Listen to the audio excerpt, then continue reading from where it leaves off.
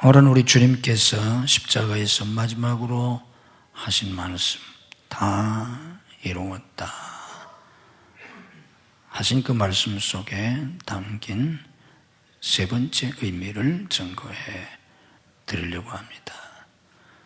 지난 2시간에 걸쳐서 예수님이 마지막 다 이루었다, 테텔레스타이 하신 그 말씀의 의미가 뭔가 하는 걸 여러분들에게 증거해 드렸습니다. 그 첫 번째 의미는, 그 말은 본래 부채를 청산할 때 빚을 다 갚았다 하는 뜻으로 사용된 용어입니다.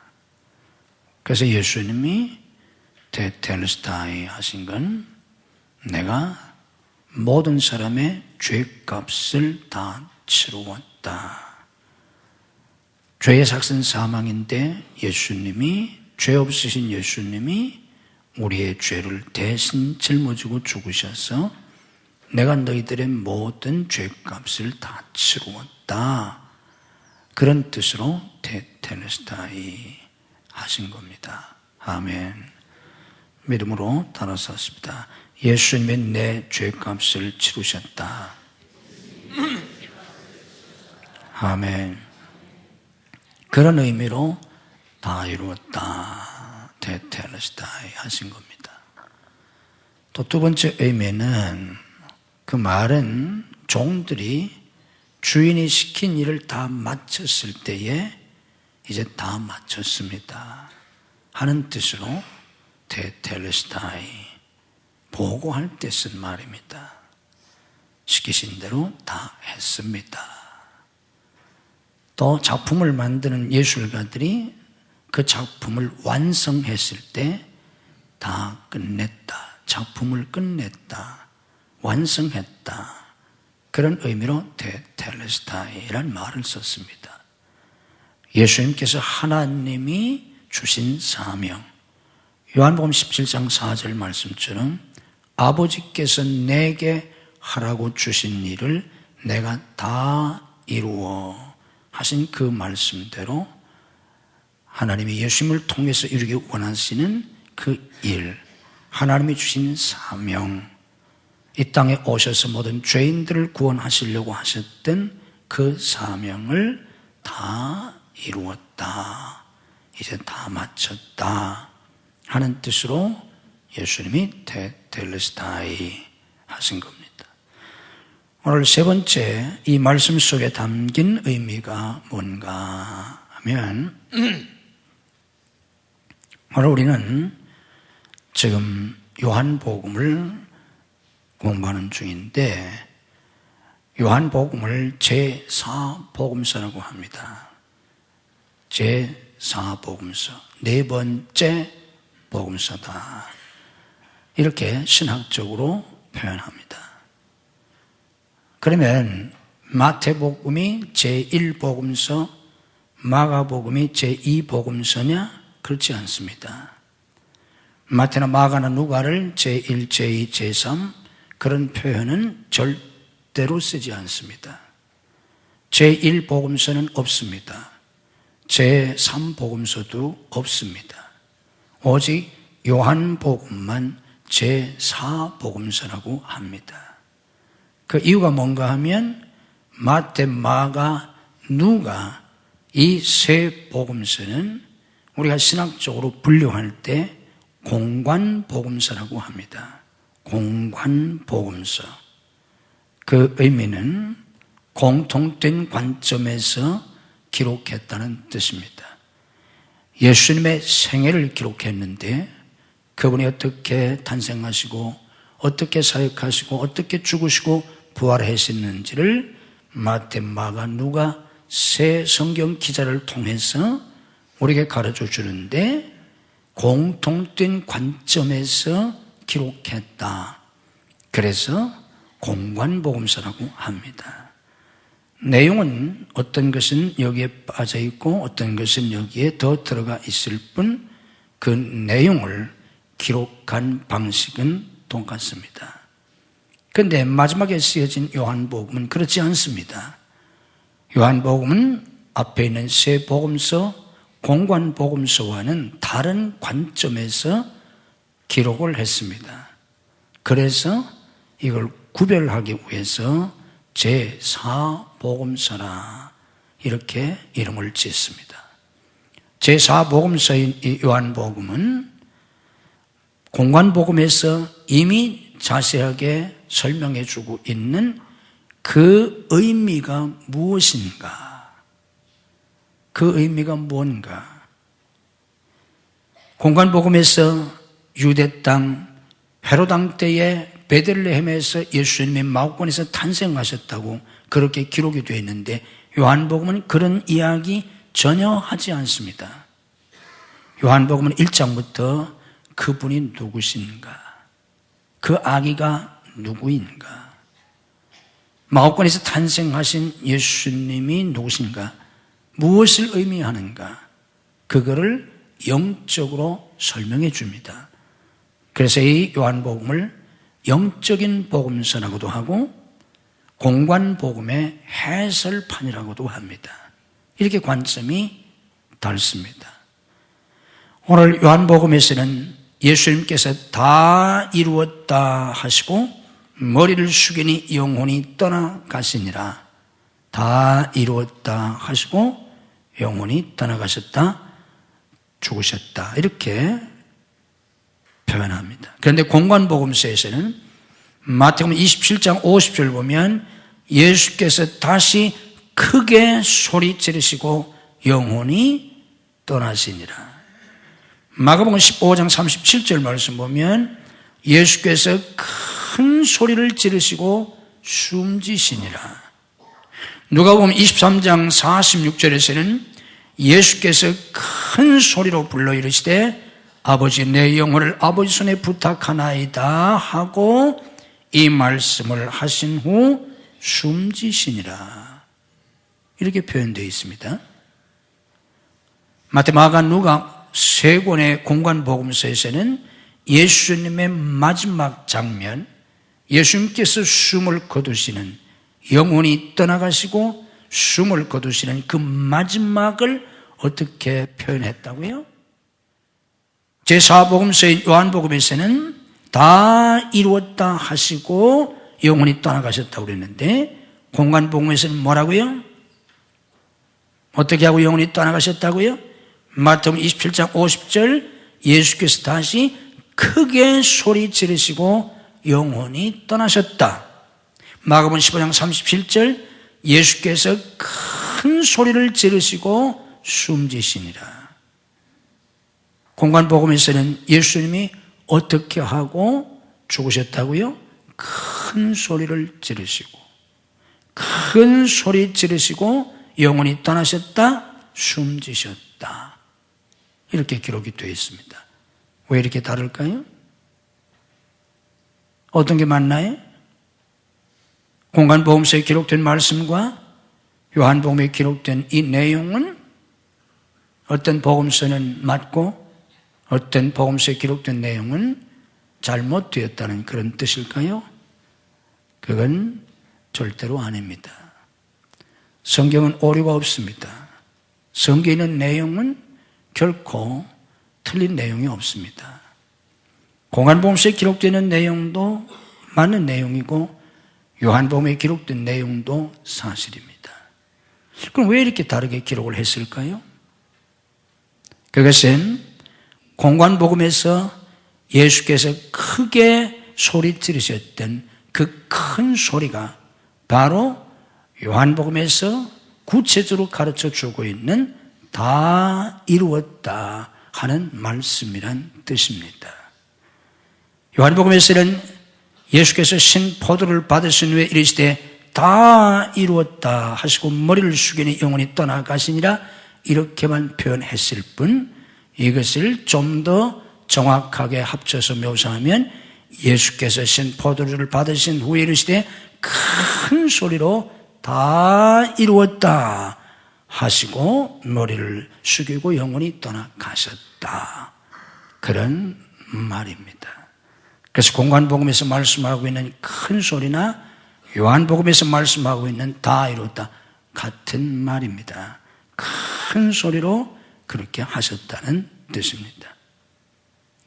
왜 공관복음에서는 예수님께서 마지막 하신 이 말씀을 이렇게 큰 소리로 말씀하셨다, 크게 소리 지르셨다, 큰 소리를 지르시고 숨 쉬었다, 그 말이 바로 다 이루었다 하는 말씀인데 왜 그렇게 표현했을까? 성경은 항상 그 속에 무언가를 담고 있기 때문에, 암시하고 있기 때문에, 무언가를 내포하고 함의하고 있기 때문에 그 속에 계시해 주고자 하는 영적인 진리가 있기 때문에 그런 독특한 표현들을 일부러 사용한 겁니다.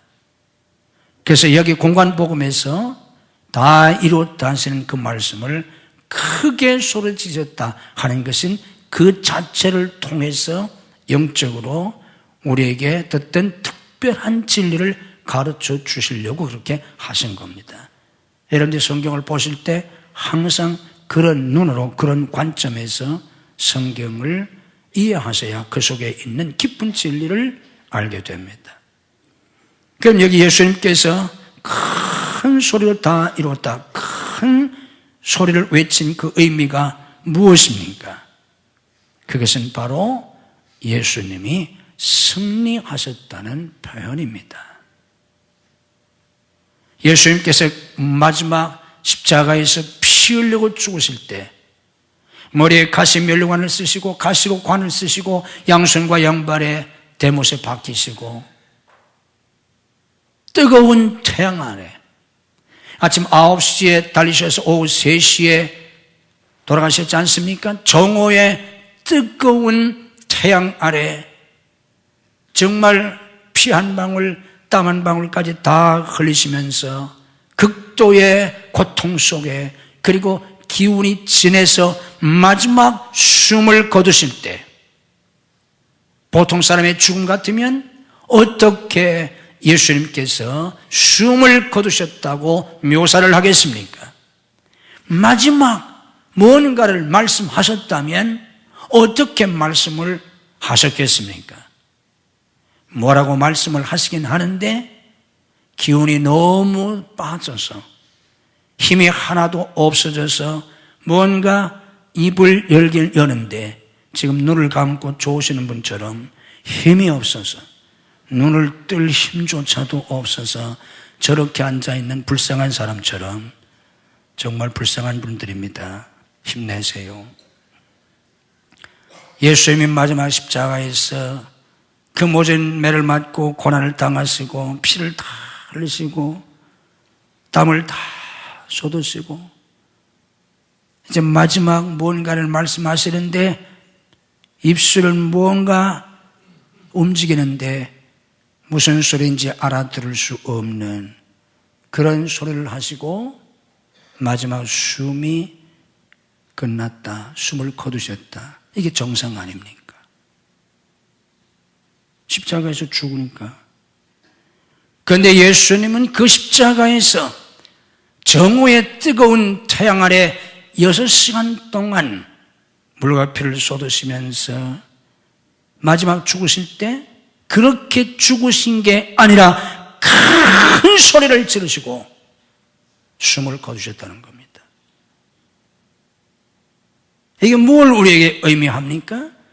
예수님은 마지막 순간 그렇게 패배자로서 비참하게 죽으신 게 아니라 승리자로서 승리의 큰 외침을 하시고 영원히 떠나가셨다는 뜻입니다.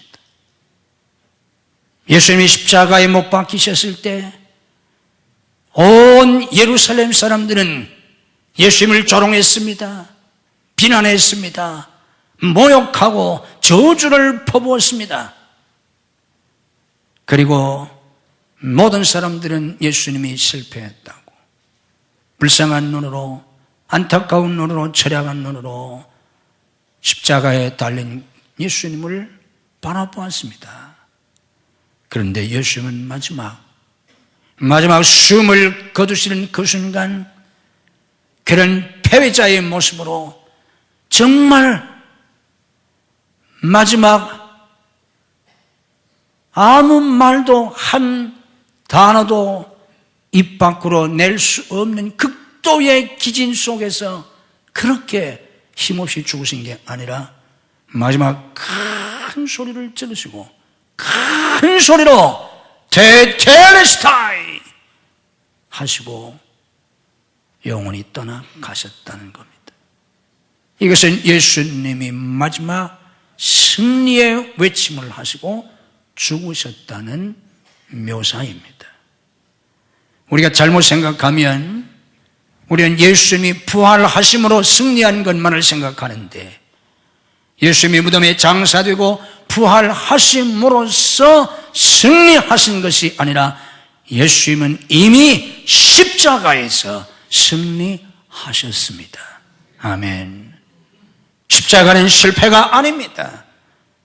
예수님은 십자가에서 마지막 큰 승리의 외침을 하시고 영원히 떠나가셨습니다. 이것을 우리에게 가르쳐 주려고, 계시해 주려고 공관복음서에서는 마지막 죽어가시는 그분이 마지막 아무 말씀도 못하시고 뭔가 입술이 움직이는 하는데 개미 소리보다도 더 작아 알아들을 수 없는 무언가의 말씀을 하시고 세상을 떠나셨다고 기록하지 않고 마지막 순간 큰 소리를 지르시고 영원히 떠나가셨다고 기록을 한 겁니다. 이게 예수님의 십자가의 마지막 죽으심입니다. 그분은 십자가에서 승리하고 죽으셨습니다. 아멘. 이 말씀 속에서 오늘 예수님의 승리를 우리가 깊이 깨달아야 합니다. 예수님이 그렇게 승리하셨다는 걸 좀 더 구체적으로 깨닫게 하기 위해서 오늘 이 본문은 우리에게 좀 더 구체적인 묘사를 해주고 있습니다. 그게 바로 오늘 하반절에 나와 있는 예수께서 신포도를 받으신 후에 이르시되 다 이루었다 하시고 영원히 떠나가시니라. 공관복음서에 그렇게 되어 있지 않습니까? 큰 소리를 지르고 영원히 떠나가셨다. 그러니까 요한복음에서는 다 이루었다 하시고 영원히 떠나가시니라. 이렇게 기록해도 충분한데 그렇지 않습니다. 이 요한복음 오늘 본문 속에는 다 이루었다 하시고 머리를 숙이니 영원히 떠나가시니라. 이렇게 기록이 되어 있습니다. 머리를 숙이니. 이 말씀을 우리가 그냥 읽으면 마지막 숨이 떨어지니까 덜컥 고개가 떨어지니까 당연히 머리를 숙였다고 아무 생각 없이 읽을 수 있지만 그러나 이 말씀의 원문의 뜻은 그렇지 않습니다. 머리를 숙이니 하는 이 표현은 베개에 기댄다는 뜻으로 쓰인 말입니다. 베개에 기댄다 그런 표현으로 쓸 때 쓰던 말인데 예수님께서 머리를 숙이시고 머리를 베개에 기대듯이 그렇게 하시고 영원히 떠나가셨다는 이 표현은 예수님이 기진맥진 모든 에너지가 한 방울도 남지 않고 다 떨어져서 마지막 숨조차 쉴 수 없이 그렇게 힘이 다 빠져서 마지막 뭐라고 입이 달싹거리는 하는데 알아들을 수 없고 그러다가 결국 숨조차 쉬지 못하고 숨이 끊어지고 고개가 털컥 십자가에서 떨어져서 죽으셨다는 뜻이 아니고 마지막 큰 소리로 승리의 외침을 하시고 그 머리를 베개에 기대듯이 그렇게 머리를 숙이고 영원히 떠나가셨다. 그런 뜻입니다. 뭔가 감이 옵니까? 바로 이것은 싸움이 끝나고 그 싸움에서 승리하고 머리를 베개에 기대고 이제는 안식하는 그런 모습처럼 예수님께서는 긴 십자가의 싸움에서 승리하시고 모든 사탄의 세력, 원수의 세력, 죄의 세력, 모든 악한 세력, 대적의 세력을 십자가에서 이기시고 이제는 편안히 안식하시는 그런 모습으로 예수님이 영원히 떠나가셨다. 그걸 우리에게 가르쳐 주려고 우리말에는 그냥 머리를 숙이니 이렇게 별 의미 없이 느껴지게 묘사가 되었지만 원문의 뜻은 그런 뜻으로 쓰여진 단어입니다. 이 모든 것을 종합하면 예수님께서 마지막 말씀하시고 죽으시는 그 모습은 바로 승리자의 모습이라는 것입니다. 부활하심으로 무덤에서 영광의 빛 가운데, 찬란한 빛 가운데 나오시는 부활하신 그리스도만이 승리하신 그리스도의 모습이 아니고 십자가에서 피 흘려 그렇게 마지막 죽으시던 예수님의 그 마지막 모습도 위대한 승리자의 모습이었다는 것을 복음서가 우리가 이렇게 가르쳐 주는 것입니다. 예수님은 사탄을 이기고 박해를 이기고 비난을 이기고 모욕을 이기고 수치와 고통과 절망을 이기시고 십자가로 승리하셨습니다. 아멘. 그리고 부활하셨습니다. 오늘 우리가 깨달아야 할 것은 예수님은 어떻게 그 십자가를 승리하셨나? 예수님은 어떻게 승리하셨나? 그것을 우리가 깨닫고 우리 주님께서 말씀하신 대로 우리가 주님을 따르려면 우리 모두가 다 자기 십자가를 지고 주님을 따라야 하는데 어떻게 우리가 주님을 승리자로 따를 수 있나?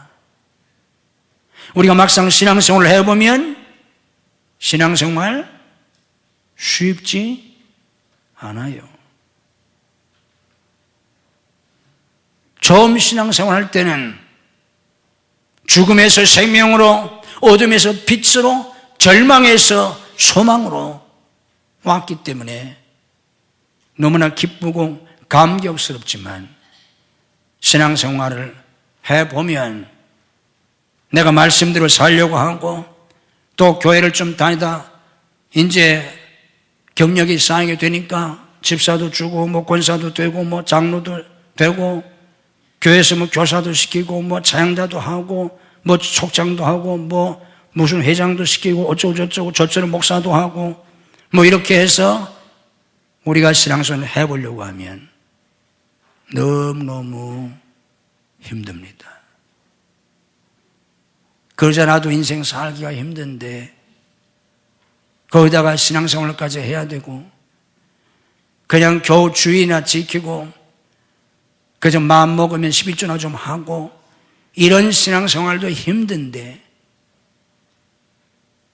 교회 나오는 것도 주일만이 아니라 한 주간 표관한데 주일날 꼭 또 새벽부터 불러가지고 뭐 교사들은 아침 9시에 나와야 되고 찬양 연습하는 사람도 주일날 아침부터 나와가지고 뭐 1부 예배, 2부 예배, 뭐 3부 예배, 뭐 오후 예배, 오후 예배 끝나면 또 집에 돌려보내도 않고 뭐 회의를 한다고 불러 모으고 뭐 행사한다고 하고 수요일도 나오라고 하고 뭐 금요일도 나오라고 하고 뭐 낮에도 무슨 모임이 있다고 나오라고 하고 더더욱 새벽마다 나오라고 하고 얼마나 힘듭니까? 그러니까 주일날 나와서 이제 졸고 앉아있는 겁니다. 힘들어가지고. 어떤 사람이 하도 예배 시간에 앞자리하는 데서 졸아서 그 사람을 쳐다보면 이게 설교가 안 돼요. 목사들이. 조는 사람은 목사한테 아주 그런 걸 주는 사람들이에요. 그래서 그 사람 때문에 설교를 할 수 없어서 목사가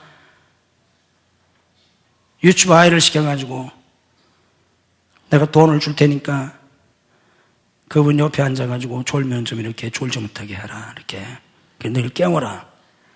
이렇게 시켰대요.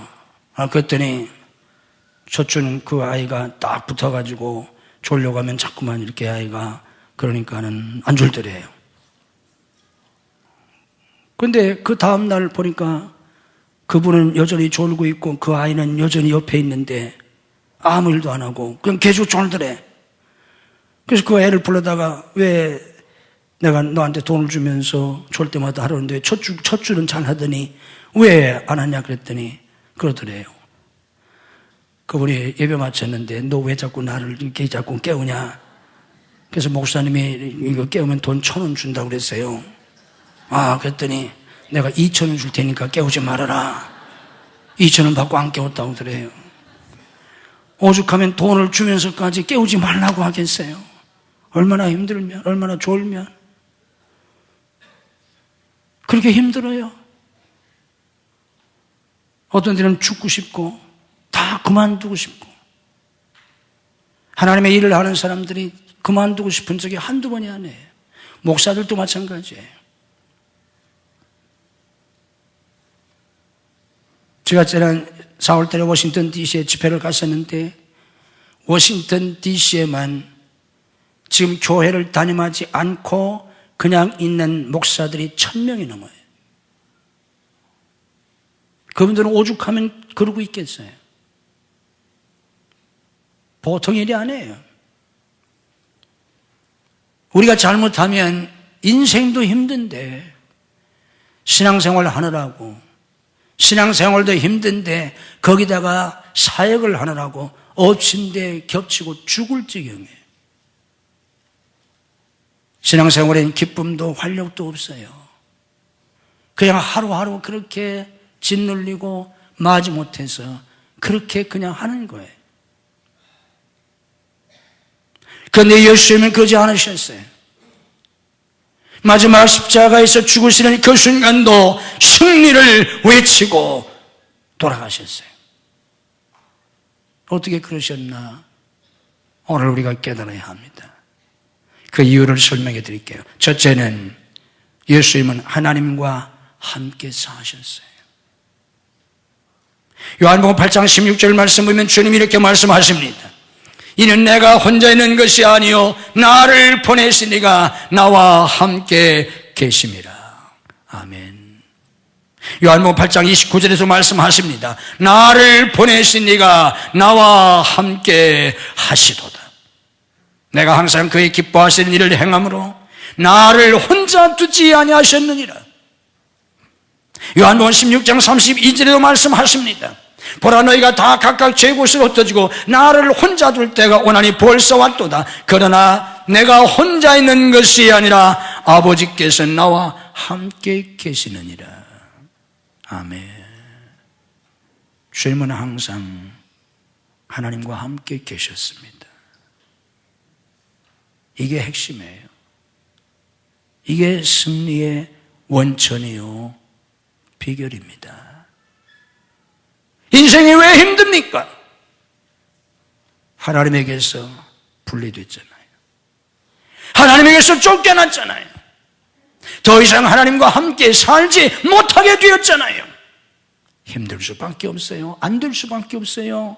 망할 수밖에 없어요. 지옥에 갈 수밖에 없어요. 하나님이 없으니까. 그래서 예수님이 오셨지 않습니까? 아들을 낳으니 그 이름을 임마누엘이라 하라. 예수님의 이름이 왜 또 임마누엘이에요? 예수 믿고 구원받아서 하나님과 함께 살게 되기 때문에 예수님의 또 다른 이름을 임마누엘이라고 하라고 했습니다. 예수 믿으면 좋은 게 뭡니까? 죽어서 천당 가는 거예요? 살아서는 지옥이고? 아니에요. 주님과 함께 사는 거예요. 이 세상에서도 주님과 함께 살다가 죽으면 천국 가서 주님과 함께 사는 것 뿐입니다. 하나님과 함께 사는 거예요.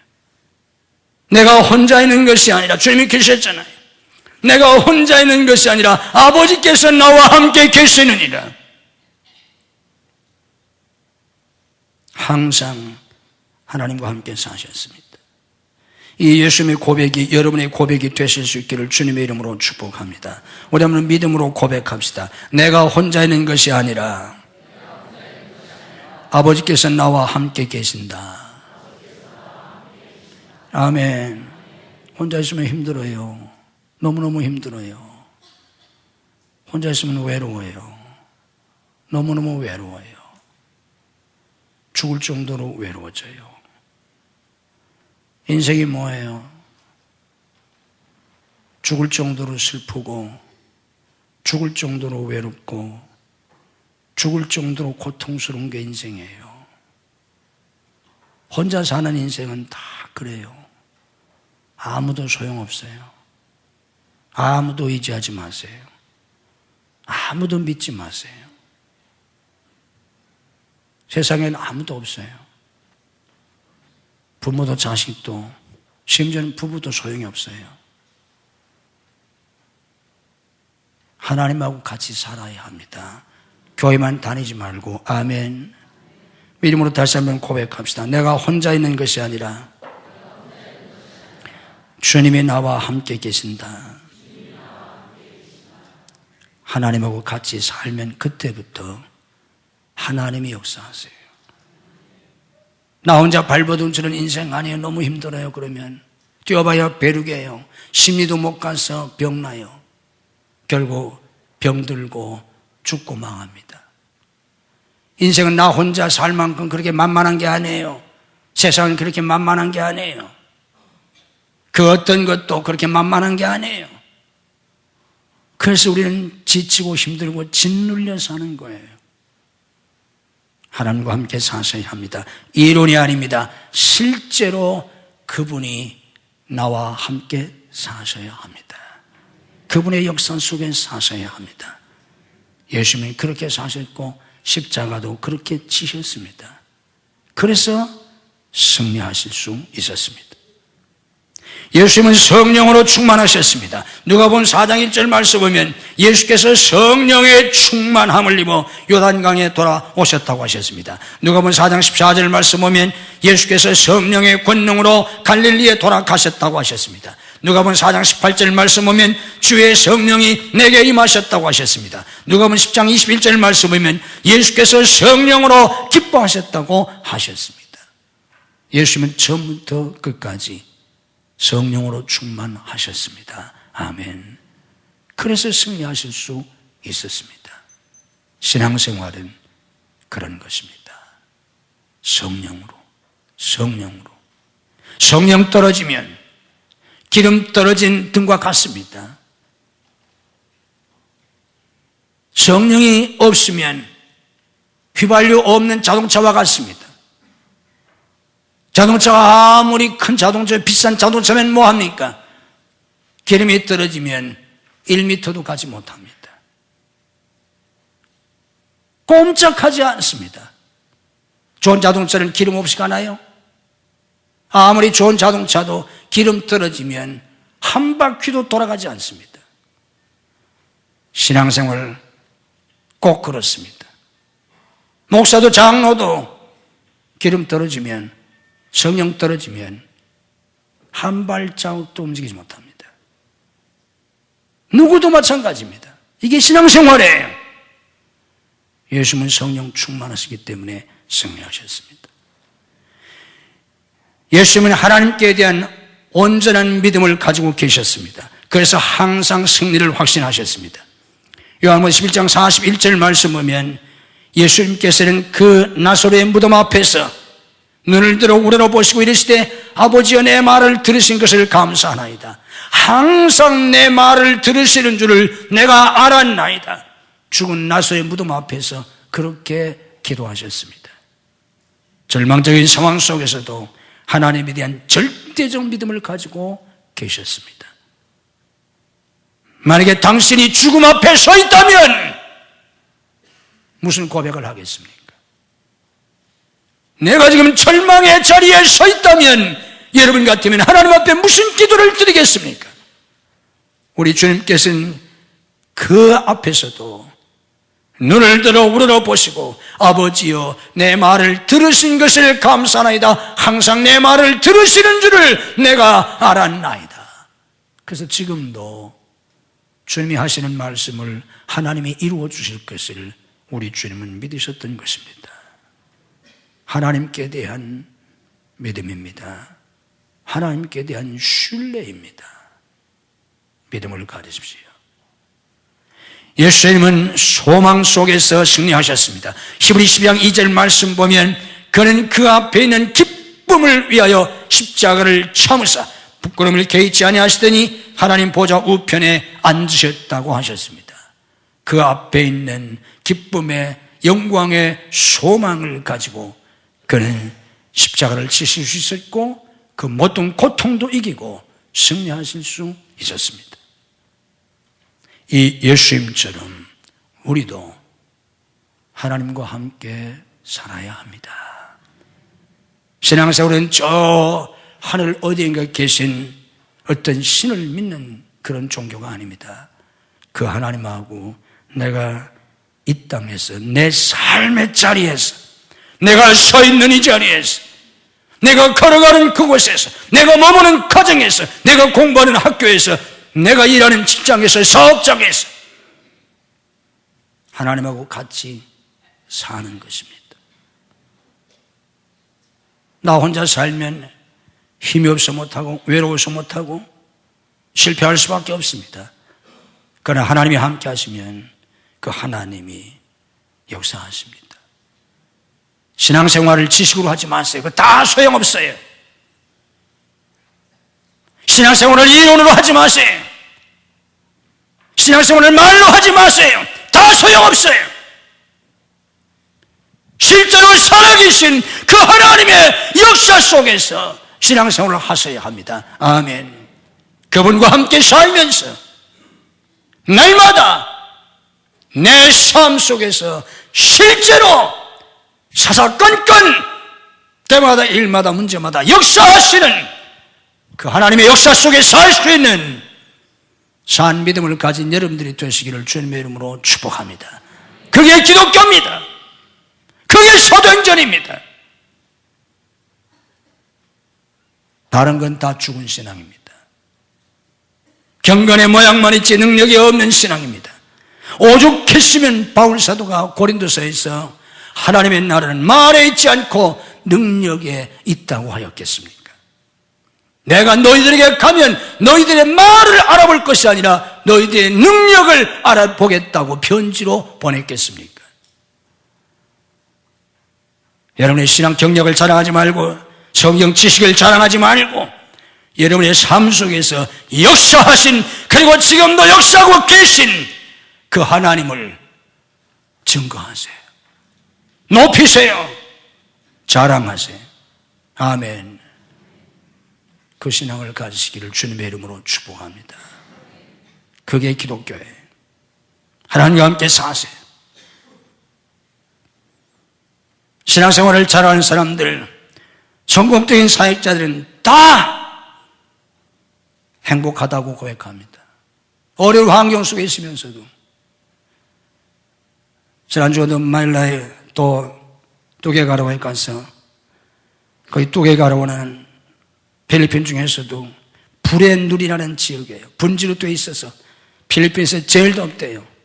필리핀의 제일 더운 달이 5, 6, 7월인데 그거 모르고 제가 갔어요. 한참 더운데 더운 날 불의 눈 속에 들어갔어요.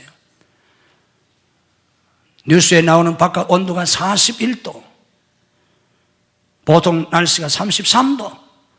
시골에서 가는데 하루 종일 전기가 안 들어가고 아침부터 밤 8시까지 전기가 안 들어와서 냉장고가 스탑되고 선풍기 안 돌아가고 에어컨 다 스탑되고 전기 안 들어오고 물도 안 나와요. 얼마나 더운지. 내가 한 3, 40년, 한 40년 만에 처음 그런 더위를 경험한 것 같아요. 난 웬만하면 내가 더위를 안 타는 사람인데 이마에 다 땀띠가 나고 어렸을 때 말고 땀띠를 내가 처음 나는 것 같아요. 70대 가지고. 그런 속에서 사역하는. 근데 요즘에 그렇지 옛날에는 막 보름씩도 전기 안 들어오고 그랬대요. 근데 그분이 얘기하기에 자기는 너무 행복하다는 거예요. 그리고 나보고 꼭 다시 오래. 그럼 저 깊은 데 가서 차를 타고 들어가서 몇 시간 더 걸어다가는 거기 가서 자연산 뱀장어 잡아주겠다고. 그거 구워 먹으면 뭐 맛있다고. 그리고 야생 자연산 가재 잡아주겠다고. 그거 먹으면 그냥 너무 맛있다고 꼭 오시라고.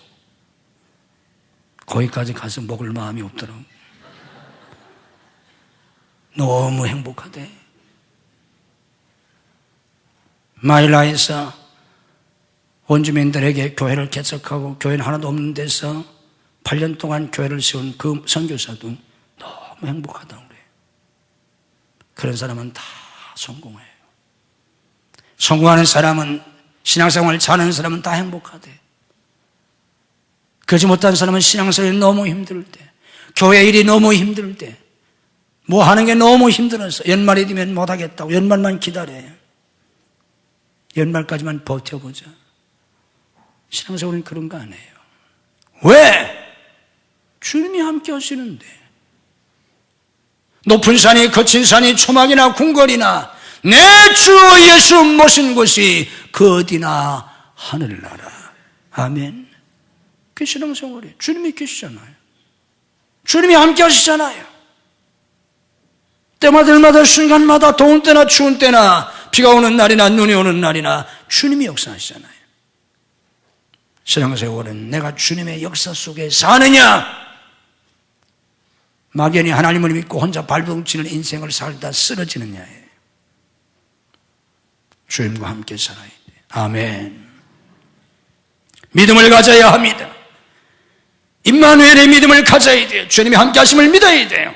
함께 하시는 주님이 힘주실 것을 믿어야 합니다. 승리할 것을 믿어야 합니다. 주님이 은혜 주실 것을 믿어야 돼요. 믿음으로 고백합시다. 나는 주님의 은혜를 믿는다. 나는 주님의 능력을 믿는다. 나는 주님의 승리를 믿는다. 나는 주님의 영광을 믿는다. 믿으셔야 돼요. 믿어야 돼요. 안 믿으니까 안 되는 거예요. 바울사도가 뭐라고 고백했습니까? 빌립보서 13절에서 내게 능력 주시는 자 안에서 내가 모든 것을 할 수 있다고 그랬잖아요. 내 힘으로 한다는 뜻이 아니에요. 로마서 8장 37절에 뭐라고 말씀합니까? 그러나 이 모든 일에 우리를 사랑하시는 이로 말미암아 우리가 넉넉히 이기느니라. 우리가 넉넉히 이기느니라. 믿음으로 고백합시다. 우리가 넉넉히 이기느니라.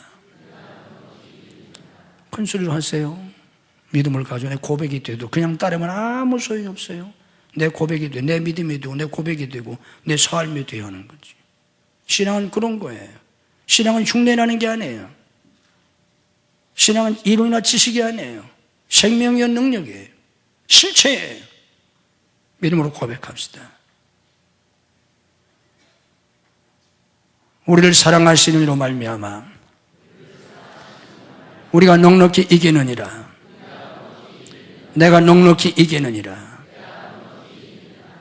믿고 고백하세요. 이러다 죽는 거 아니야? 그럼 죽어요.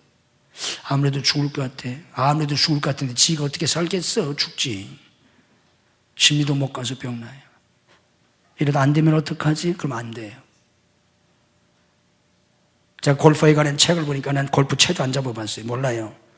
그럼 우리 골프 선수들이 있기 때문에 제가 좀 그런 것도 좀 관심 가지고 보는데 골프책을 보니까 골프의 그 격언 중에 이런 말이 있더라.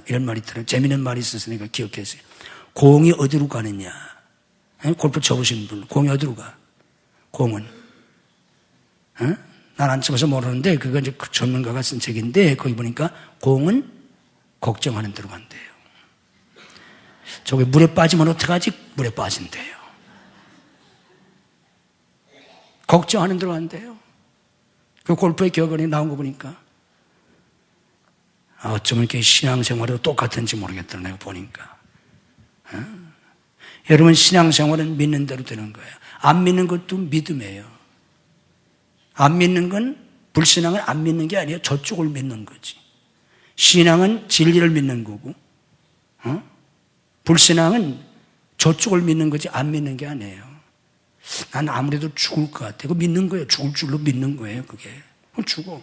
너는 아무래도 안 돼. 아주 믿어요. 여러분 생각해 보세요. 천국이 있다고 믿는 사람 믿음이 강해요? 천국이 없다고 믿는 사람 믿음이 강해요? 사람 나름이 어떤 중에서는 저쪽이 더 강해요. 천국이 있다고 믿는 사람은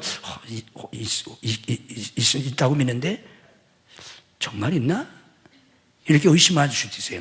천국이 있긴 뭐가 있어? 안 믿는 사람은 의심해 본 적도 없어요. 100% 믿어요. 저쪽은. 저쪽이 훨씬 믿음이 강해요. 믿음의 방향과 내용이 다른 거지. 불신앙을 안 믿는 게 아니에요. 저쪽을 믿는 거지. 착각하지 말아요. 안 되면 어떡하지? 죽으면 어떡하지? 학교 떨어지면 어떻게 떨어져 그러면? 이러다 시집 못 가면 어떡하지? 그냥 시집 못 가 그러면. 왜? 그걸 믿는 거니까. 사업이 안 되면 어떡하지? 안 돼 그러면. 오늘 무슨 일 나면 어떡하지? 일 나. 그게 인생이에요. 그게 영적인 법칙이에요. 믿음을 가지셔야 합니다. 아멘. 소망을 가지셔야 합니다. 미래의 영광을 바라보아야 합니다. 로마서 8장 18절에 말씀합니다. 생각하건대 현재에 관한 장차 우리에게 나타날 영광과 비교할 수 없도다. 아멘. 그 영광을 바라고 미래의 소망을 바라보고 승리하셔야 합니다. 예수님처럼 성령 충만해야 합니다. 늘 성령 충만해야 합니다. 성령이 답입니다. 내 능력도 지식도 경험도 기술도 재능도 답이 아니에요. 성령이 답입니다. 믿음으로 고백합시다. 성령이 답이다.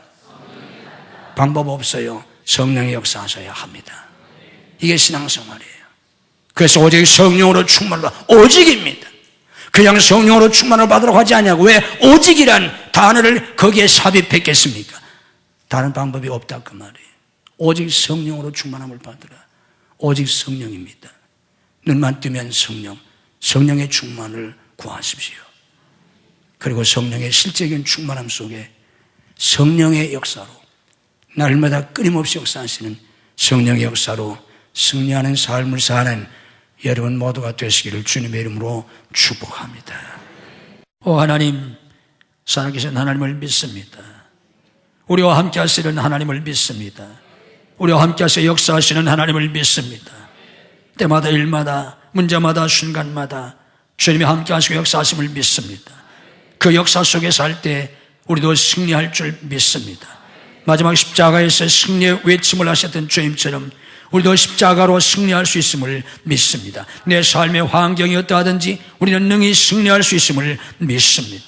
이론이나 지식이 아닌 살아계신 하나님과 실제로 함께 사는 성도의 삶을 살게 하시옵소서. 믿음으로 살게 하시옵소서. 어떤 절망적인 환경에서도 하나님의 역사를 믿게 하옵소서. 승리를 확신하게 하시옵소서. 은혜 주실 줄 믿게 하시옵소서. 내 믿음대로 된다고 하셨나이다. 내가 믿으면 하나님의 영광을 본다고 하셨나이다. 오늘도 믿음으로 하나님의 영광을 보게 하시고 날마다 순간마다 믿음으로 하나님의 영광을 보게 하옵소서. 성령의 능력으로 살게 하옵소서. 내 힘과 능력이 아닌 내 지식이 아닌 오직 성령의 능력으로 오직 성령으로 충만함을 받아 성령의 역사 속에 승리하는 삶을 살게 하시옵소서. 믿음으로 가슴에 손을 얹습니다. 주님이 피 묻은 손으로 안수하시고 우리의 모든 죄와 허물을 씻으시고 성령으로 우리의 심령을 충만하게 하옵소서. 성령으로 마음을 열어주시옵소서. 성령으로의 마음을 뜨겁게 하시옵소서. 성령으로 충만하게 하시옵소서. 믿음과 소망과 사랑으로 충만하게 하시옵소서. 모든 염려, 근심도 두려움도 원망과 불평도 분노도 우리 속에는 모든 열등감도 우리 속에는 모든 교만도 상처도 치유해 주시옵소서. 예수님의 이름으로의 마음이 치유될지어다.